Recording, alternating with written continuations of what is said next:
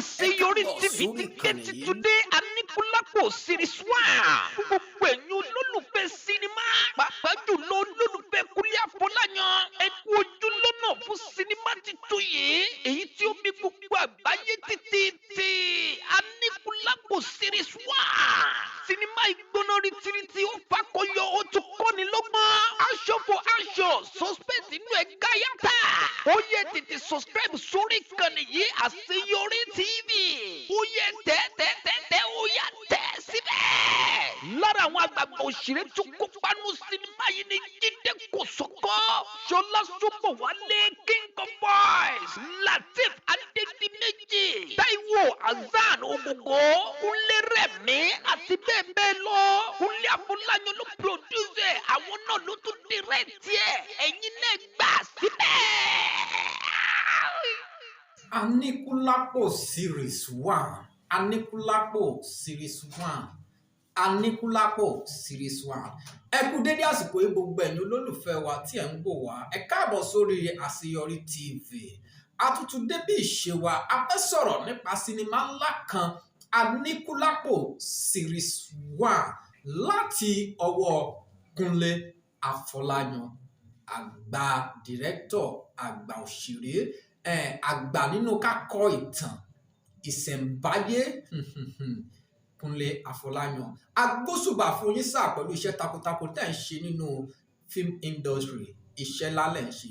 Ní báyìí gbogbo ọmọ Nàìjíríà káàkiri àgbáyé láti ń retí Anikulapo series.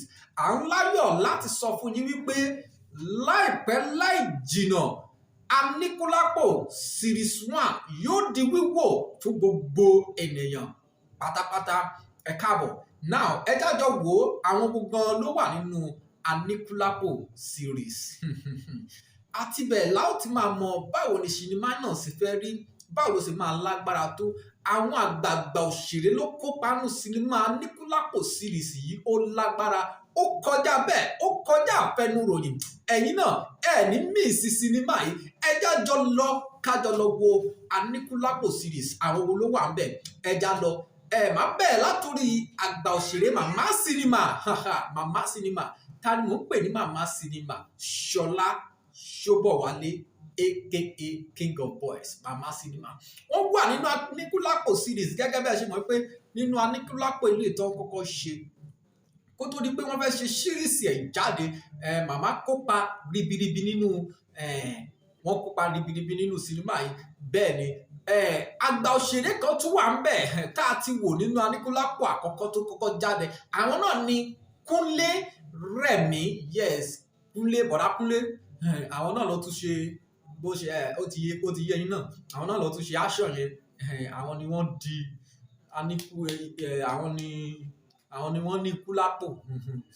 Bọ̀dá Kunle Rẹ̀mí àwọn náà wà nínú Anikulapo series. Gbogbo ẹ̀yin olólùfẹ́ wa tẹ́ ń wò wá lọ́wọ́lọ́wọ́, ìwọ tó mọ̀ wípé o fẹ́ wo Anikulapo series, tó ti wà eager láti wo Anikulapo series, ẹ drop comment yín, nígbà tí mo rí poster Anikulapo series, orí mi tiẹ̀ kọ́kọ́ wú kí á mo lọ ṣe subscription láti ṣe pé kí ni mo ní mo gbọ́dọ̀ wo sinimá, ó máa kọjá bẹ́ẹ̀ nítorí pé kí ni Bọ̀dá Kunle farabalẹ̀, Kunle Afolayan wọ́n farabalẹ̀ gbé ilé jáde ni. Ẹ ti wò pé ó ti tó bí oṣù bí 6 tí wọ́n ti wà lẹ́nu iṣẹ́ yìí, ó ti tó bí oṣù bí 6. Ní èní ni wọ́n post ẹ̀ wípé láìpẹ́ láì jìnnà ó máa jáde. Mo ń fi àsìkò yìí sọ fún yín pé ẹ lọ gbáradì, ẹ lọ múra lẹ̀, ẹ jájọ ṣe kí ni, ẹ jájọ wo Anikulapo series. Series 1 ló máa kọ́kọ́ jáde. Tí series 1 bá ti jáde láìpẹ́ láì jìnnà series 2 máa tẹ̀lé, nítorí pé kí ni wọ́n ti ṣe gbogbo àwọn series yìí sílẹ̀, kì í ṣe pé wọ́n ṣẹ̀ lọ máa ṣe lẹ́yọ kọ̀ọ̀kan no, wọ́n ti ṣe gbogbo ẹ̀ sílẹ̀ tó ti wà sàmbá. So gbogbo wa lájọ máa ṣe kí ni, lájọ máa wo. Bímbọ́ Adémoyè àwọn náà wà nínú sinimá Anikulapo. Kí ni irú tí wọ́n ṣe? Ẹ ti mọ àti tó ń jẹ́ Bímbọ́ Adémoyè náà. Tẹ́ ẹ bá ti mọ̀ ẹ wò lójú screen yín. Editor bá mi fi Bímbọ́ Adémoyè hàn àwọn olólùfẹ́ wa. Gbogbo wa la mọ̀ wọ́n dáadáa. Àwọn náà ṣe kí ni, wọ́n kópa ribiribi nínú Anikulapo series yìí dáadáa. Bàbá wa àgbà òṣèré ilẹ̀ Yorùbá Ògògó Ògògó àwọn náà ṣe kí ni Táíwò Hassan Ògògó àwọn náà wà nínú Aníkúlápò series ibẹ̀lẹ̀ ti máa mọ̀ pé ẹran kì í ṣẹ̀ṣẹ̀ ràgó gbogbo wa lájọ máa gbádùn ẹ̀. Táíwò Ògògó àwọn náà wà nínú Aníkúlápò series. Àgbà òṣèré kan wà tí màá dárúkọ ọmọ táyé ń sọ lọ́wọ́lọ́wọ́ ọmọ tí ayé ń fẹ́ lọ́wọ́lọ́wọ́ ẹ̀yin tí ẹ ti wo jagunjagun àgbà òṣèré ìkópa 3 ó kópa 7 ó kópa 9 ó kópa 21 nínú jagunjagun bákan náà wọ́n tún wà nínú Aníkúlápò series wọn ò sí nínú Aníkúlápò eléyìí tí wọ́n kọ́kọ́ yà ṣùgbọ́n nínú series yìí mò ń fi tayọ̀tayọ̀ sọ fún yín pé ẹ láǹfààní láti rí òṣèré yìí tí ayé ń sọ lọ́wọ́lọ́wọ́ ọmọ ológo number 1 ọmọ ológo tí ò ṣe fọwọ́ rọ́ sẹ́yìn ta ni mò ń perí àgbà náà ni wọ́n nínú ká sọ pé aṣọ pọ̀ bí Ògògó igi oko ó yá gbéra lẹ̀ ẹ ti mẹni tí mò ń sọ̀rọ̀ Lateef Adédìméjì wọn náà wà nínú sinimá Aníkúlápò Lateef Adédìméjì àwọn náà máa ṣe kí ni wọ́n máa da gbogbo ẹ̀ wọ́n máa kí ló ń ṣẹlẹ̀ bákan náà bàbá wa Òjò Pagogo ẹ máa retí Òjò Pagogo nínú Aníkúlápò series Òjò Pagogo gbogbo ẹ̀yin tẹ́ ó ti pẹ́ tẹ́ ti rógò Òjò Pagogo àbí ẹ má wọrí ó dínú Aníkúlápò series ẹ máa tún bá Òjò Pagogo ẹ máa ṣe kí ni ẹ máa bá pàdé àgbà òṣèré wo ló tún wà ń bẹ̀ ẹ bá ń gbé wá Prince Jídé Kòsọ́kọ́ àwọn náà ṣe kí ni àwọn náà dáṣàn bólẹ̀ nínú Aníkúlápò series yìí ẹ wo ẹ̀yin olólùfẹ́ wa ẹ máa drop comment yín ẹ máa follow page yìí ẹ máa follow Àṣeyọrí TV láti máa jẹ́ kẹ́ ẹ mọ̀ bó ṣe ń lọ Àṣeyọrí TV a ti ń sọ fún yín wípé bí sinimá kan bá fẹ́ jáde kó tó di kó jáde làwa ti máa fún yín bó ṣe ń lọ láti máa fún yín pé ṣé sinimá tẹ́ ẹ lè wò ni tàbí lè tẹ́ ẹ lè wò ṣé sinimá tó gbóná ni tàbí lè tí ò gbóná àwọn kì í bá yàn review sinimá tí ò bá dáa sinimá tó bá make sense tó bá wà okay tí a mọ̀ wípé ó lè kọ́yàn ní ẹ̀kọ́ òun la máa ń ṣe kí ni òun làwa máa ń gbé wá fún àwọn olólùfẹ́ wa ẹni sinimá tá a bá ti gbé wá sí fún yín bíbá yìí ẹ ti gbà bẹ́ẹ̀ pé number 1 ni kò sí fọwọ́ rọ́ sẹ́yìn so àwa ti gbé àwọn àgbààgbà tó wà nínú sinimá yẹ̀wọ̀ a lè ti wo apá kìíní Aníkúlápò àti wo Aníkúlápò movies àti rí bó ṣe rí àwa wò pé series yìí ó máa ṣe kí ni ó máa ta lẹ́nu ẹ má miss ẹ rárá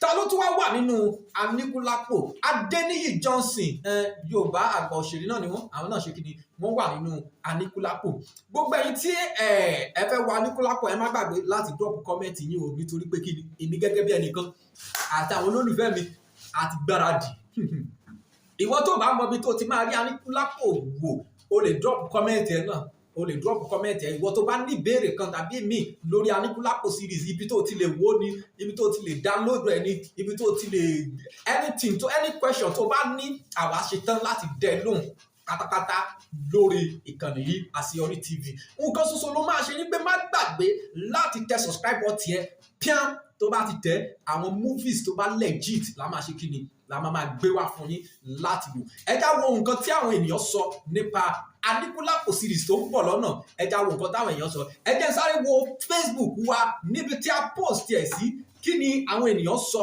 lórí Aníkúlápò series ẹ já sáré wo nǹkan tí àwọn ènìyàn sọ a máa dárúkọ ẹ lẹ́yọ kọ̀ọ̀kan gbogbo ẹ̀yin tí ẹ kì í comment ẹ máa comment sí under post wa Àṣeyọrí TV ẹ máa comment so tá a bá tún fẹ́ review another video a lè ka comment yín jáde ẹni àkọ́kọ́ tó wà ń bí ni ó ní this I have been waiting for ó ní òun ti ń retí sinimá yìí tipẹ́tipẹ́ ẹnì kejì ní bring it on sir we can't wait ẹ ti rí pé ó ní agbára I'm sure following this series only eléyìí ni o máa follow series yìí láti bẹ̀rẹ̀ títí di òpin nice work sir eléyìí ni nice work sir ó ní agbára can't wait well done sir wọ́n kí wọ́n pé wọ́n kú iṣẹ́ takuntakun ọmọ this man is talented ẹ jẹ́ n dúró ń bẹ̀ yẹn náà ká tún tẹ̀síwájú ọmọ this man is talented Kunle Afolayan ọpọlọ wà wọ́n ya fíìmù kan tí mo wo the making fíìmù yẹn bó ṣe lágbára tó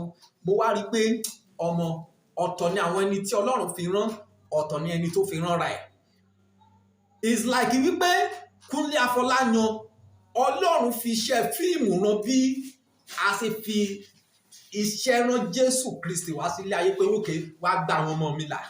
Bẹ́ẹ̀ gẹ́gẹ́ lọ́nà fi rán Kunle Afolayan pé òkè mo rán ẹ lọ sílé ayé o lọ ṣe fíìmù fáwọn èèyàn, fíìmù tó ṣe kíni tó kọ́yàn lọ́gbọ́n tó kọ́yàn lọ́gbọ́n tó kọ́yàn lọ́gbọ́n. Ẹ wo ẹ ní míìsì ẹ ó máa ní agbára jù.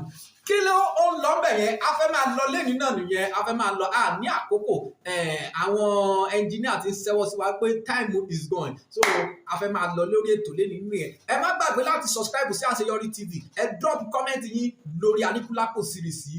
Báwo ló ṣe máa land, báwo ló ṣe máa jẹ́, kílẹ̀ yín gangan, kílẹ̀ ń retí. Ó yá let's go lórí Àṣeyọrí TV náà ni a ti ń ṣe kíni láti ń kígbe pé ẹ lọ wo Anikulapo series 1. Tí series 1 bá ti jáde a máa review ẹ̀, tí series 2 bá ti jáde a tún máa review ẹ̀ títí tó fi máa end la fi máa review Anikulapo series. A ṣì ń padà bọ̀ lórí Anikulapo series yìí, ẹgbẹ́ àti ẹ̀tí kọ́kọ́ kọ́ọ̀tì síbí.